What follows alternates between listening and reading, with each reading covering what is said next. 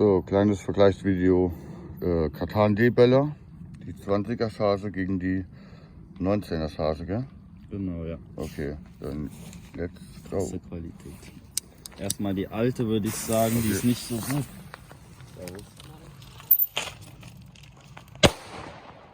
Ging tatsächlich. Junge, war schon ganz gut, ja? Ich finde, wo die jetzt ein Jahr lagen, sind die irgendwie besser geworden. So die alte, genau.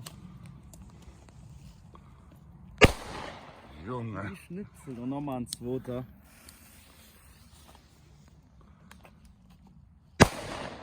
Geil. Geil. Es schneit, Jungs.